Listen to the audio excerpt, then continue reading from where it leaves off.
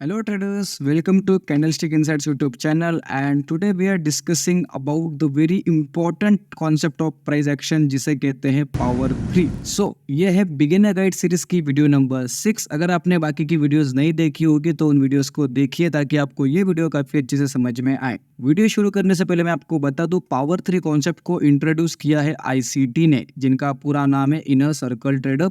आप just YouTube पे search करोगे ICT पावर 3 कॉन्सेप्ट तो आपको समझ में आ जाएगा। आपको वहाँ पे कुछ वीडियोस देखने को मिल जाएगी उनकी, जहाँ पे उन्होंने डिटेल में पावर 3 के बारे में समझाया हुआ है। अब मैंने पावर 3 को इंडियन कॉन्सेप्ट्स के हिसाब से थोड़ा सा मॉडिफाई किया हुआ है। मैं उसी चीज़ को इस वीडियो में एक्सप्लेन करूंगा एंड आपको बेसिक हिंदी लैंग्वेज में पावर 3 के बारे में बताऊंगा, क्योंकि पावर 3 प्राइस एक्शन का काफ़ी इंपॉर्टेंट पार्ट है। पावर 3 डायरेक्टली लिंक होता है डिमांड एंड सप्लाई से। अगर आपको डिमांड एंड सप्लाई के बारे में बेसिक इन्फॉर्मेशन नहीं पता है तो माइट भी ये वीडियो आपको समझ में नहीं आएगी। आप मेरी वीडियो नंबर 3 देखिए, बिगिनर गाइड सीरीज की वीडियो नंबर 3 या फिर 2 रहेगी, जिसमें मैंने डिमांड एंड सप्लाई के बारे में बात की हुई है। देखो, पावर 3 में हम क्या क्या देखने वाले हैं इसके ऊपर डिस्कस कर लेते हैं। सबसे पहले हम डेफिनेशन देखेंगे, मोटा मोटी पावर 3 क्या होता है। देन उसके बाद मैं आपको बताऊंगा कि पावर 3 किस तरीके से फॉर्म होता है, क्या क्या क्राइटेरियाज होते हैं पावर 3 के, किस तरीके से इसे आइडेंटिफाई कर सकते हो एंड ट्रेड कर सकते हो, एंड लास्ट में हम कुछ एग्जांपल्स को देखेंगे। Alright, so let's begin the video now. सबसे पहले देख लेते हैं पावर 3 क्या होता है। बेसिकली देखो, पावर 3 मेजर कंपोनेंट से बनता है। सबसे पहला होता है accumulation, number 2 manipulation and number 3 distribution. अब एक्यूमुलेशन का मतलब होता है कंसोलिडेशन। सिंपल, अगर मैं सिंपल लैंग्वेज में बोलूँ तो एक्यूमुलेशन मतलब क्या होता है, कंसोलिडेशन, जहाँ प्राइस एक रेंज में खेलती है। ये जिस सीक्वेंस में लिखा है उसी सीक्वेंस में काम करता है। सबसे पहले एक्यूमुलेशन होगा, फिर बाद में मैनिपुलेशन होगा। अब जब मैनिपुलेशन होगा तब क्या होगा, यहाँ पे जो लोग वेट कर रहे थे ब्रेकआउट का, वो लोग यहाँ पे बाय करना शुरू करेंगे और ये रहेगा मैनिपुलेटिव मूव। एंड फिर बाद में प्राइस डिस्ट्रीब्यूशन करेगा, जहाँ पे इन लोगों की लिक्विडिटी यूज करके प्राइस नीचे शिफ्ट होगा या फिर ऊपर शिफ्ट होगा। ओके, इस तरीके से कुछ पावर 3 बनता है। अगर आपको डायग्राम समझ में आ रही है तो आपको मोटा मोटी समझ में आ जाएगा पावर 3 किस तरीके से बनता है। अब देखो, पावर 3 क्यों बनाया जाता है, क्या क्राइटेरिया होते हैं पावर 3 के। तो एक चीज़ हमेशा याद रखना, पावर 3 कभी भी टॉप में या फिर बॉटम में नहीं बनेगा। पावर 3 कभी भी एक बड़े रैली के 50% में, जिसे हम कहते हैं PDRA। PDRA के बारे में मैंने एक वीडियो बनाई है जिसमें मैंने सिंपल लैंग्वेज में समझा हुआ है PDRA क्या होता है, तो आप उस वीडियो को देख सकते हो। तो PDRA में हमेशा पावर 3 आपको देखने को मिलेगा। क्यों? अब पावर 3 फॉर्म क्यों होता है, जब कभी प्राइस में डिमांड बढ़ जाता है एंड लिक्विडिटी की कमी रह जाती है, तब आपको पावर 3 देखने को मिलेगा। इसलिए तो मैंने कहा कि ये कभी भी टॉप में या फिर बॉटम में नहीं बनेगा। ये कभी भी कब बनेगा, जब एक बड़ी रैली आ जाएगी और इस रैली में जब डिमांड बढ़ जाएगी ना, तो इस डिमांड को बैलेंस करने के लिए प्राइस पावर 3 करता है 50% के आसपास एंड कंटिन्यूएशन होता है। क्राइटेरिया नंबर 1, जहाँ भी पावर 3 फॉर्म होगा वहाँ सबसे पहले आपको एक बढ़िया सी रैली देखने को मिलनी चाहिए, एक बढ़िया सी रैली देखने को मिलनी चाहिए। नंबर 2, अगर बुलिश पावर 3 बन रहा है तो प्राइस उस रैली के 50% के ऊपर काम करेगा, यानी एक्यूमुलेशन फेज 50% के ऊपर 0.5 या फिर 0.6 इस रेंज में एक्यूमुलेशन होगा। ओके, और मैनिपुलेटिव मूव फिर 50% के नीचे जाएगा एंड देन डिस्ट्रीब्यूशन होगा, ये बुलिश के लिए। अब same vice versa with bearish, अगर बियरिश रैली में पावर 3 हो रहा है तो ये 50% के नीचे काम करेगा। एक्यूमुलेशन जो होगा वो 50% के नीचे या फिर ऊपर होगा थोड़ा सा, एंड फिर मैनिपुलेटिव मूव शुरू होगा एंड देन डिस्ट्रीब्यूशन होगा। अब एक चीज़ हमेशा याद रखना कि जब भी ये चीज़ एक्यूमुलेशन हो रही होगी या फिर मैनिपुलेटिव हो रहा होगा, तो वो उस रैली का, जिस रैली के 50% पे वो पावर 3 कंडक्ट कर रहा है, उस रैली का हाई या फिर लो ब्रेक नहीं करेगा। अगर ये चीज़ हो रही है तो उसे आप पावर 3 कंसिडर नहीं करोगे। आई बात समझ में? अब suppose let's take an example, अगर सपोज लेट्स से यहाँ पे अगर बायर को पावर 3 करना है तो ये आपकी रैली रही, ये रैली का ऑलमोस्ट 50% कंसिडर करो। तो अगर पावर 3 करना है ना तो प्राइस यहाँ एक्यूमुलेशन करेगा, मैनिपुलेशन के लिए मूव नीचे लेके जाएगा। अब यहाँ इंपॉर्टेंट ये चीज़ है कि मैनिपुलेटिव मूव देते वक्त प्राइस इसका लो ब्रेक नहीं करेगी कभी भी। अगर इसका लो या फिर ओपन ब्रेक कर देती है तो ये पावर 3 कंसिडर नहीं होगा। अगर उसके बाद रिवर्सल भी होता है तो ये पावर 3 कंसिडर नहीं किया जाएगा। नेक्स्ट पॉइंट, जब भी पावर 3 आपको देखने को मिलेगा, जितना बड़ा मैनिपुलेटिव मूव रहेगा, जैसे कि अब यहाँ पे एक्यूमुलेशन हुआ, अब ये जितना बड़ा मैनिपुलेटिव मूव रहेगा उतना ही बड़ा आपको डिस्ट्रीब्यूशन वाला मूव देखने को मिलेगा। तो आप उस हिसाब से टारगेट एक्सपेक्ट करिए। ये ज़रूरी नहीं कि पावर 3 के बाद उसको इनफ लिक्विडिटी मिल जाएगी, ये इंपॉर्टेंट नहीं है। इसलिए कभी कभी क्या होता है, अगर उसका ऑब्जेक्टिव फुलफिल हो गया तो वो वहीं से प्राइस को रिवर्स कर देगा एंड आपका स्टॉप लॉस जा सकता है। सो इस चीज़ का हमेशा ध्यान रखना कि जितना बड़ा मैनिपुलेशन होगा उतना बड़ा डिस्ट्रीब्यूशन रहेगा। अब मैंने आपको कुछ क्राइटेरिया समझा दिए, अब ये तो मैंने थ्योरेटिकल समझाया आपको। अब फटाफट से चलते हैं एग्जांपल्स की तरफ और देखते हैं पावर 3 किस तरीके से हमें देखने को मिलता है मार्केट में। ओके, सो अभी अगर आपको थ्योरेटिकल समझ में नहीं आया है कि पावर 3 क्या होता है, तो मैं आपको अभी चार्ट्स पे एग्जांपल के साथ समझा दूँ प्रैक्टिकली पावर 3 क्या होता है। सो मैंने अभी यहाँ पे 2-3 एग्जांपल लिए हैं पावर 3 के बारे में। तो सबसे पहले हम देखेंगे बियरिश पावर 3 का एग्जांपल। लुक एट दिस, मैंने आपको क्या कहा था, पावर 3 कभी भी कब फॉर्म होता है, जब एक बड़ी रैली आ जाती है। अब यहाँ पे देखो एक बहुत बढ़िया सी हमें बियरिश रैली देखने को मिली। अब इस बियरिश रैली की वजह से क्या हुआ, डिमांड इंक्रीज हो गई, सप्लाई डिक्रीज हो गया। अब देखो सबसे पहला कंफर्मेशन क्या रहेगा, एक तो प्राइस ब्रेकआउट करेगी, एक तो प्राइस ब्रेक डाउन करेगी। रैली में आपको ये देखना पड़ेगा कि प्राइस ने कहाँ पे ब्रेकआउट या फिर ब्रेक डाउन किया है। तो अगर आप देखोगे तो यहाँ पे प्राइस ने इन लेवल्स को, इस सपोर्ट को जो है वो ब्रेक किया हुआ है। अगर आप ध्यान से देखने की कोशिश करोगे तो ये एक सपोर्ट था जिसको प्राइस ने एग्रेसिवली डोमिनेंस के साथ ब्रेक किया है। सो सबसे पहली चीज़ कंफर्म हुई कि ये बेयरिश रैली है। अब देखो क्या हो गया, जैसी डिमांड इंक्रीज हो गया, सप्लाई कम हो गया, तो प्राइस रिवर्स हो गई एंड अब यहाँ पे 50% के नीचे, अब इस रैली का 50% ये आता है। तो मैंने क्या कहा था, पावर 3 कभी भी टॉप पे या फिर बॉटम पे नहीं होता है, पावर 3 कभी भी कहाँ होता है, 50% के नीचे या फिर 50% के आसपास होता है। अब देखो ये 50% के नीचे आपको एक एक्यूमुलेशन दिख रहा है क्या। एक चीज नोटिस करना, कभी भी जब भी पावर 3 होगा ना, आपको ऑर्डर फ्लो में कभी ना कभी गड़बड़ देखने को मिलेगी। यहाँ से हमें एक रिवर्सल देखने को मिला, लेकिन डोमिनेंस कहाँ है इस कैंडल का। रिजेक्शन ब्लॉक तो फेल हुआ, यहाँ पे एक छोटा सा फेयर वैल्यू गैप देखने को मिला। यहाँ तक तो ऑर्डर फ्लो में कोई गड़बड़ नहीं थी। यहाँ से जब ऑर्डर्स प्राइस ने लिए तो प्राइस शूट क्यों नहीं हुई, यहाँ प्राइस कंसोलिडेशन करने क्यों लग गई, क्वेश्चन है यहाँ पे, क्वेश्चन मार्क लगेगा। क्योंकि 50% तो भी ऊपर है, 50% के लेवल तो हिट भी नहीं की प्राइस ने, उससे पहले ही यहाँ पे क्यों प्राइस कंसोलिडेशन करने लग गई, राइट। उसके बाद देखो अचानक से एक बुलिश रैली देखने को मिल गई, तो 50% पे डायरेक्टली ब्रेक किया। अब ये क्लियरली शो करता है कि ऑर्डर फ्लो कहीं ना कहीं मिसलीडिंग है। आप अगर देखोगे तो इतने बड़े रैली को प्राइस ने इतने इजीली ब्रेक कर दिया। पहले तो नीचे टाइम स्पेंड कर रहा था और फिर अचानक से कहाँ से बायर आ गया, है ना, बात समझने वाले हो। और अगर बायर आया भी है तो यहाँ पे इसके बाद एक भी फेयर वैल्यू गैप बना क्यों नहीं, प्रॉपर फेयर वैल्यू गैप बना क्यों नहीं, अगर यहाँ पे अचानक से कोई बायर आया है। अब देखो इतने कंसोलिडेशन के बाद अगर प्राइस ब्रेक कर रही है तो हो सकता है यहाँ पे कोई स्ट्रॉन्ग बायर है। तो अगर कोई स्ट्रॉन्ग बायर यहाँ पे मौजूद है तो उसने यहाँ पे बड़ा फेयर वैल्यू गैप क्रिएट करना चाहिए था ना, ताकि वो उसका डोमिनेंस दिखाएगा वहाँ पे सेलर को। बट ऐसी चीज़ हमें यहाँ पे देखने को नहीं मिली। थर्ड पॉइंट क्या कहा था, जितना बड़ा मैनिपुलेशन होगा उतना बड़ा आपको डिस्ट्रीब्यूशन देखने को मिलेगा। अब अगर आप मैनिपुलेशन को देखने की कोशिश करोगे तो मैनिपुलेशन में कहीं ना कहीं यहाँ पे बाइंग ऑर्डर्स आई हैं, कहाँ से ना कहाँ से यहाँ पे लोग पार्टिसिपेंट कर रहे हैं। और डिस्ट्रीब्यूशन का confirmation number 1 rejection block, confirmation number 2 dominance, confirmation number 3 aggressive dominance and fair value gap, and और साथ में क्या बना यहाँ पे फेयर वैल्यू गैप के साथ इनबैलेंस। अब देखो जैसे ही यहाँ पे टैप इन हुआ, आप एक तो यहाँ पे शॉर्ट की अपॉर्चुनिटी है, एक तो फिर आपको अगेन एक बार जब डोमिनेंस देखने को मिलेगा इसका 50%, इस रैली का 50% ब्रेक, तो यहाँ पे आपको एक अपॉर्चुनिटी है, राइट। सो आपको अपॉर्चुनिटीज मिली। इसके बाद बस आपको पहचानना पड़ेगा कि कहाँ पे आपको पावर 3 देखने को मिल रहा है।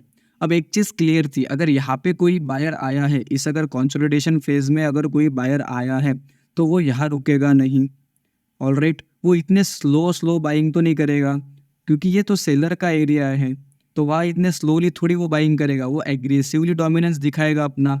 अब अगर आप देखोगे जैसे इसने एक कंसोलिडेशन निकाला, ये इस एक कैंडल को ब्रेक करने के लिए, इस कैंडल को ब्रेक करने के लिए उसे 1 2 3 4 कैंडल लग गई, है ना? तो कहीं ना कहीं आप बायर तो वीक ही है, मतलब ये क्लियरली एक मैनिपुलेटिव मूव है। तो जब आप इस तरीके से कैंडलस्टिक को रीड करोगे तो आपको समझ में आएगा। चलो let's go to example number 2। Okay, so ये है मेरे पास एग्जांपल नंबर 2। अब यहाँ पे एक मैंने बुलिश एग्जांपल लिया हुआ है और ये काफ़ी इंटरेस्टिंग है। देखो यहाँ पे हमें क्या चीज़ देखने को मिला, एक बहुत बढ़िया सा बुलिश रैली। देखो मैंने सबसे पहले आपको एक चीज़ कंफर्म करना है कि पावर 3 हो कहाँ रहा है, वो कभी भी टॉप में या फिर बॉटम में नहीं होगा, वो 50% के आसपास होगा। अब ये जो लेवल मार्क करी है ये है 50% ऑफ दिस रैली। उसके बाद आप देखो इनडिसीजन ऑर्डर फ्लो देखने को मिला। क्यों मिला? क्योंकि डिमांड बढ़ चुकी है, सप्लाई कम है, तो जो भी बायर है वो वहाँ पे सप्लाई प्रोवाइड नहीं कर पा रहे हैं, तो प्राइस ऊपर नहीं जा रही है, इसलिए इनडिसीजन देखने को मिल रहा है। देखो सेलर कभी डोमिनेट कर रहा है, कोई बायर डोमिनेट करने की कोशिश कर रहा है, कभी अगेन सेलर डोमिनेट कर रहा है, तो अगेन यहाँ पे बायर डोमिनेट कर रहा है। तो ये चीज़ क्लियरली कंफर्म कर रही है कि कहीं ना कहीं प्राइस में इनडिसीजननेस है। पहला कंफर्मेशन हो गया कि हमें अभी पावर 3 दिखना चाहिए, क्योंकि यहाँ पे लोगों को फंसना पड़ेगा अगर प्राइस को ऊपर निकलना है तो लुक एट दिस। आपको यहाँ पे एक बहुत बढ़िया सी ट्रेंड लाइन बनते हुए भी दिखेगी, जहाँ पे आपको लोगों का पार्टिसिपेशन दिखेगा।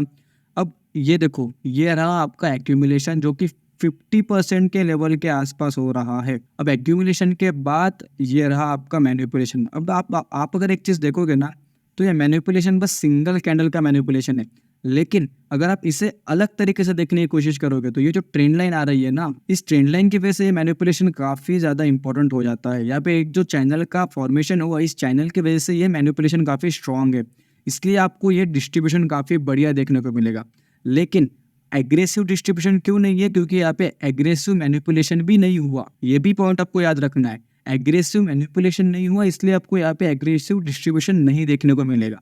ओके, अब देखो यहाँ पे कंफर्मेशन किस तरीके से लोगे आप। सबसे पहले तो यहाँ पे आपको एक एक्यूमुलेशन देखने को मिला। एक्यूमुलेशन में क्या होता है कि कोई तो भी 3 पॉइंट्स, जैसे कि ये 1, ये 2, ये 3, ऊपर के 3 पॉइंट्स, नीचे के 3 पॉइंट्स, ये ब्रेक नहीं होंगे, उससे आप एक्यूमुलेशन कहोगे। अब यहाँ पे नीचे का तीसरा पॉइंट ब्रेक हो गया तो ये मैनिपुलेशन मूव शुरू हो गया। एटलीस्ट 2 पॉइंट्स तो भी आपको ऐसे पकड़ने पड़ेंगे जो कि बिल्कुल सेम है, सेम ओपनिंग सेम क्लोजिंग, उससे आप एक्यूमुलेशन कहोगे। ओके, मैनिपुलेशन के बाद हमें कंफर्मेशन कब मिलेगा डिस्ट्रीब्यूशन का? तो अगर मैं थोड़ा इस फोटो को जूम करने की कोशिश करूँ तो देखो, सबसे पहले तो आपको एग्रेसिवली 50%, इस कैंडल का 50% ब्रेक होते हुए दिख रहा है, लेकिन यहाँ पे डोमिनेंस नहीं है तो हम यहाँ पे पार्टिसिपेशन नहीं लेंगे। जैसे ही अगली कैंडल ने ब्रेक किया, देखो तीसरी कैंडल ने यहाँ पे सस्टेन करने की कोशिश किया है, क्योंकि ये ऑर्डर ब्लॉक रेंज है, यहाँ सस्टेन किया तो आप एक तो यहाँ पे पार्टिसिपेंट हो सकते हो, या फिर इस एक्यूमुलेशन फेज को ब्रेक होने दो, जैसे कि ये ब्रेक हुआ। अब ये एक्यूमुलेशन फेज जैसे ही ब्रेक होगा, आपको क्या करना है, ये लो और ये हाई, इन दोनों चीज़ों को मार्क करना है। इसके 50% के आसपास आपको बाइंग मिलेगा। Second entry model. अब एंट्री मॉडल के ऊपर आगे की वीडियोस में मैं आपको एक्सप्लेन करूंगा किस किस तरीके से एंट्री मॉडल्स होते हैं, बट अब देखो सिंपल रखना है कि आपको जहाँ अपॉर्चुनिटी मिल रही है, जहाँ आपका रिस्क टू रिवॉर्ड काफ़ी फेवरेबल है, वहाँ पे आप एंट्री करना। अगर मैं इस ट्रेड में पार्टिसिपेट करूंगा तो मैं किस तरीके से करूंगा, मेरी 50% ऑफ अमाउंट में यहाँ पे एग्जीक्यूट करूंगा एंड मेरी 50% अमाउंट में पूरे कंफर्मेशन पे एग्जीक्यूट करूंगा। सो ये एक आपको एक एग्जांपल देखने को मिला। टॉपिक बहुत इंपॉर्टेंट है और आपको प्रैक्टिस करनी पड़ेगी। मैं यहाँ पे आपको कितने भी एग्जांपल्स दिखाऊं या फिर मैं कितने भी अच्छी तरीके से एक्सप्लेन कर दूं, जब तक आप प्रैक्टिस नहीं करोगे, चार्ट्स में इन चीज़ों को देखने की कोशिश नहीं करोगे, तब तक आपको ये चीज़ें समझ में आने वाली नहीं है। सो वीडियो के लास्ट में मैं आपको एक सिंपल समरी भी दे दूंगा, हमने क्या क्या सीखा, तो आपको ईजी जाएगा बाद में। ऑल राइट, सो ये है हमारा एग्जाम्पल नंबर 3। ये भी मैंने बुलिश एग्जाम्पल लिया हुआ है यहाँ पे। अगर आप देखने की कोशिश करोगे तो ये थोड़ा सा टफ एग्जाम्पल है, ये थोड़ा सा टफ है। इसको समझने के लिए आपको कैंडलस्टिक्स की काफ़ी डीप नॉलेज होनी चाहिए, और मैंने आपको वीडियो नंबर 1 से कहा है कैंडलस्टिक रीड करना एक आर्ट है। तो अगर आपको कैंडलस्टिक रीड करना आता है ना, तो आपको ये सारी चीज़ें बहुत ही ईजी जाने वाली है। Now let's come to this example. हमें क्या देखने को मिला, एक सबसे पहले एक बेरिश रैली देखने को मिला। लेकिन आप एक चीज़ अगर नोटिस करोगे ना, तो ये बेरिश रैली में जैसे ही इस लेवल का ब्रेकडाउन हुआ, देखो जैसे इस लेवल का ब्रेकडाउन हुआ, आप इस बायर के डोमिनेंस को देखने की कोशिश करो। इस बायर ने इस सेलर के 50% को ब्रेक करके ऊपर हिट किया हुआ है। ओके, सो हमें यहाँ पे कहीं ना कहीं बायर का डोमिनेंस देखने को मिला। अगली कैंडल में भी हमें इस बायर का डोमिनेंस देखने को मिल रहा है। मैं अगर जूम करके दिखाऊँ आपको तो ये देखो, अगली कैंडल में भी हमें इस बायर का ये डोमिनेंस देखने को मिला। लेकिन क्या हुआ, ऊपर से कहीं ना कहीं सेलिंग प्रेशर आ गया। जैसे कि अगर आप देखोगे शायद से इस इन्वर्स फेयर वैल्यू गैप से हमें ये प्रेशर देखने को मिल रहा है। लेकिन इंपॉर्टेंट पॉइंट क्या है, अगर ये रिजेक्शन ब्लॉक बन जाता तो फिर हो सकता था कि एक बड़ी एग्रेसिव बेरिश रैली आ जाए, बट ये हुआ नहीं, ये रिजेक्शन ब्लॉक बना नहीं, प्राइस सिंपली नीचे आई। ये देखो, अगर आप ये जो मैंने बॉक्स मार्क किया है इसका 50% है, ये यहाँ पे इनडिसीजननेस देखने को मिल रहा है। तो सबसे पहले मैंने आपको क्या है, ऑर्डर फ्लो में इनडिसीजननेस देखने को मिलेगा। द इम्पॉर्टेंट इज कि ये सारी चीज़ें इस रैली के 50% के नीचे हो रही थी। और मैंने क्या कहा था, अगर बुलिश पावर 3 होना है तो वो 50% के हमेशा ऊपर होगा। तो सबसे पहले क्या किया प्राइस ने, इस बड़े बेरिश रैली का 50% ब्रेक किया। समझो इस बात को, ये बहुत इंपॉर्टेंट है, इसलिए मैंने इस एग्जाम्पल को इसमें ऐड किया है। ये थोड़ा टफ एग्जाम्पल है। देखो, सबसे पहले तो इस बेरिश रैली का 50% ब्रेक किया, उसके बाद इस रैली के 50% पे एक्यूमुलेशन हो रहा है। एंड देन देखो किस तरीके से हमें एक इनडिसीजन देखने को मिला एंड प्राइस स्लोली स्लोली नीचे जाते हुए दिख रही है। यानी जितने भी लोग वहाँ पे बेरिश का एंटिसिपेशन कर रहे थे उन्हें यह कंफर्मेशन दिला कि प्राइस नीचे पुश हो रही थी। एंड देखो किस तरीके से डिस्ट्रीब्यूशन हुआ है, dominance, order block, what a great this trade is. देखो कितनी बड़ी रैली देखने को मिली, सिर्फ एक ही रीजन है इसके पीछे, क्या कि प्राइस ने सेलर के जोन में जाके पावर 3 कंडक्ट किया है। राइट, तो जब भी एक बेरिश रैली के 50% के ऊपर आपको पावर 3 देखने को मिलेगा ना, वो सबसे ज्यादा स्ट्रांग रहेगा। यानी आप एक चीज नोटिस करो यार, जितने सेलर्स थे उन सबकी लिक्विडिटी इस बायर के पास आ गई। यानी अब ये बहुत लंबा लेके जा सकता था मार्केट को, और इसने लेके भी गया है इस मार्केट को। ये आपको इस एग्जांपल से दिख रहा है।